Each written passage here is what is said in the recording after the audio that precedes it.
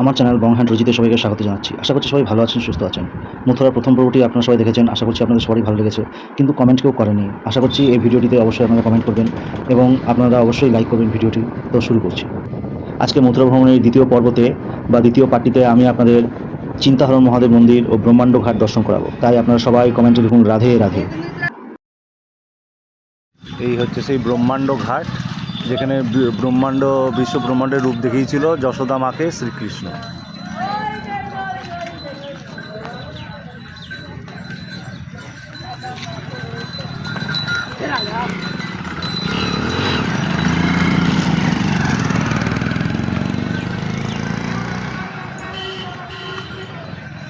এই মন্দিরটা যে রাধে রাধে লেখা আছে, যে এই জায়গাটা থেকে দেখতে হবে তোমাকে।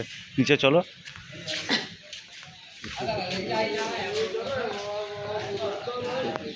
চটি খুলে গেছে সব। চটিটা আমাদের একটা সাইডে খুলতে হবে।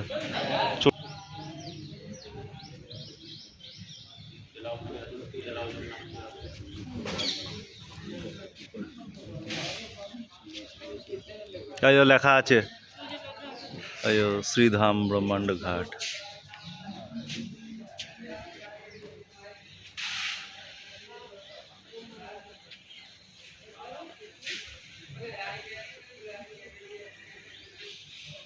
এইটা এসো, একবার এসো আমার সাথে, এসো।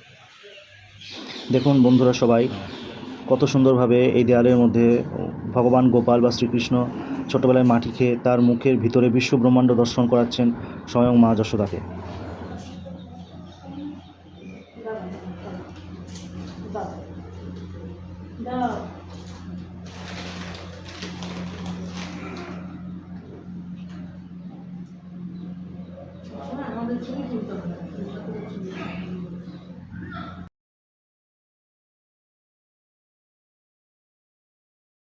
হলো সেই বিশ্ব ব্রহ্মাণ্ড ঘাট। আর দেখুন এখানে কত বাঁদর, দেখতে পেলেন? এখানে কত বাঁদর। বিশ্ব ব্রহ্মাণ্ড ঘাট এটা পুরো হচ্ছে বিশ্ব ব্রহ্মাণ্ড ঘাট, যেখানে শ্রীকৃষ্ণ নিজের মা যশোদাকে বিশ্ব ব্রহ্মাণ্ড দেখিয়েছিল। রেকর্ড হয়ে যাচ্ছে। চিন্তাহরণ মহাদেব মন্দির, চিন্তাহরণ ঘাট।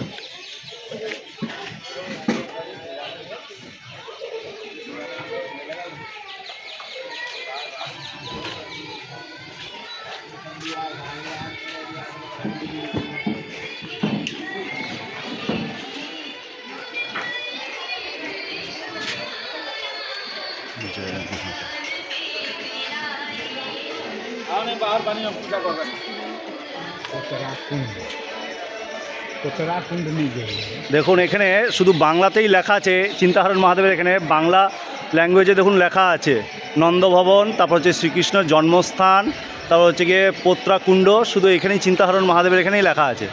এই হলো সেই চিন্তাহরণ ঘাট বা চিন্তাহরণ মহাদেব মন্দির। আর এই হচ্ছে এখানে শোনা যায় মা যশোদা একবার ভগবান শ্রীকৃষ্ণ অর্থাৎ বাল্য বয়সে গোপালের জন্য তিনি খুব চিন্তা করছিলেন ওই নদীর তীরে অর্থাৎ যমুনার পাড়ে বসে। সেই সময় মহাদেব সেখানে প্রকট হয়ে মা যশোদাকে চিন্তা থেকে মুক্তি করেন। তাই এই স্থানের নাম হয়েছে চিন্তাহরণ ঘাট বা চিন্তাহরণ মহাদেব, এবং এখানেই এই মন্দিরটি স্থাপিত। এটি খুব জাগ্রত মন্দির।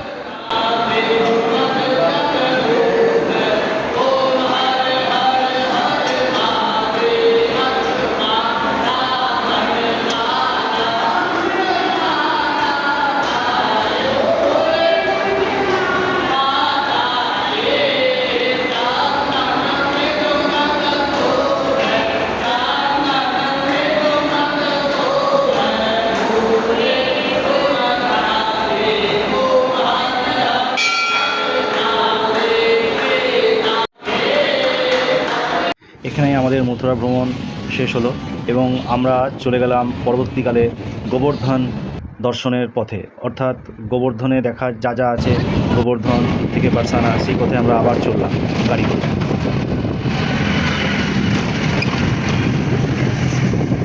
এরপর আমাদের শুরু হলো গোবর্ধন পরিক্রমা, গোবর্ধন পর্বতের পরিক্রমা। যখন প্রথমেই আমরা এসি শ্রী মন্দির পুরছি এই মন্দিরটাতে, তো এইখানে আমরা প্রথম দর্শন করলাম।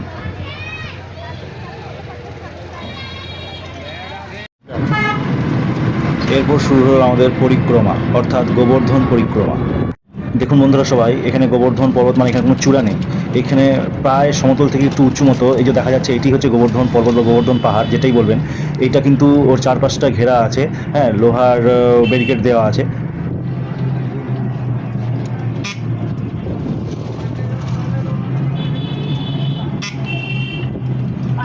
রাধাকুণ্ড যাওয়ার পথে একটি বাঙালি মঠে এখানে ঢুকেছিলাম। পরিক্রমার আরেকটি স্থানে চলে এলাম, এটি হচ্ছে রাধাকুণ্ড, যেটি আপনারা সবাই শুনেছেন। দেখুন আমার সঙ্গে। এবং রাধাকুণ্ড শ্যামকুণ্ড দুটি পাশাপাশি আছে। শোনা যায় ভগবান শ্রীকৃষ্ণ একবার গরুরূপী অসুরকে বধ করেছিলেন, এবং সেই জন্য তিনি যখন রাধার সাথে দেখা করতে এসেছিলেন, রাধা বলেছিলেন তুমি গোহত্যা করেছিল। তখন কৃষ্ণ বলেছিল না, আমি গোহত্যা করিনি, আমি গরুরূপী অসুরকে বধ করেছি। বলছে সে যাই হোক, সে তো গরুর রূপ ধারণ করেছিল, তুমি বধ করেছো, তাই তোমার শুদ্ধ হওয়া বা পরিশুদ্ধ হওয়া দরকার। তাই তোমাকে 7টি জায়গায় স্নান করে আসতে হবে, 7টি নদী বা সমুদ্রতে, যেখানে পবিত্র জল তোমাকে মুক্তি দেবে। কিন্তু শ্রীকৃষ্ণ তার নিজের পায়ের গোড়ালি ভেদ করে একটি কুণ্ড তৈরি করেছিলেন, তার নাম হলো শ্যামকুণ্ড। আর রাধারানীও সেইভাবে তার চুড়ি বা কঙ্কন দিয়ে পাশে একটি কুণ্ড তৈরি করেছিলেন, যেটির নাম হলো রাধাকুণ্ড। আর এটি হলো সেই বিখ্যাত রাধাকুণ্ড, যেখানে ভগবান শ্রী রাধা স্বয়ং নিবাস করে। শ্যামকুণ্ড ইয়েই হ্যাঁ শ্যামকুণ্ড, এটাই শ্যামকুণ্ড। আর এটা হচ্ছে রাধাকুণ্ড।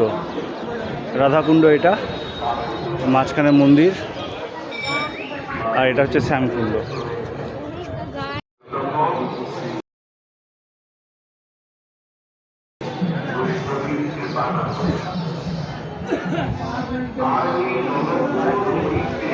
শ্যামকুণ্ড এবং রাধাকুণ্ডের মাঝখানে যে মন্দির এবং তার পাশেই ভগবান শ্রীকৃষ্ণ এবং রাধার চরণ স্থাপিত করা হয়েছে।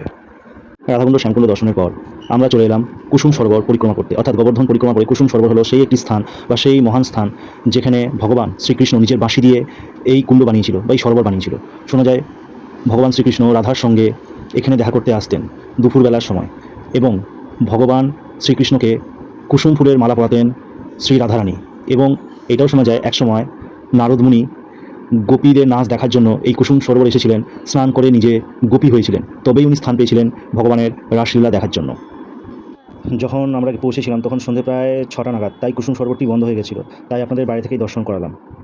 দেখুন এখানে কত ভক্ত বা মহাত্মারা গোবর্ধন পর্বতকে পরিক্রমণ করছে ডুন্ডিগেটে একটি ফোমের চাদর বা ফোমের স্থানের সাহায্যে। এরপর পরিক্রমার পথ প্রায় শেষের দিকে আমরা চলে এলাম মানসীগঙ্গা মন্দিরে। এখানে শোনা যায় ভগবান শ্রীকৃষ্ণের মা যশোদা মাইয়া বা যশোদা মা একবার ইচ্ছা করেছিল তিনি গঙ্গা স্নান অর্থাৎ তীর্থে যাবেন। তো ভগবান শ্রীকৃষ্ণ সেটি শুনে তার মায়ের জন্য মা গঙ্গাকেই সেই স্থানে ডেকে পাঠান, এবং মা গঙ্গা সেখানে আবিষ্ট হয়ে একটি সরোবর বা কুণ্ড তৈরি করেন। তারপর থেকেই এই স্থানের নাম হয়ে যায় মানসীগঙ্গা। দেখুন এই মন্দিরটি দেখতে অসাধারণ, অসাধারণ দেখতে, খুব সুন্দর লাগছে এই মন্দিরটি রাত্রেবেলায়।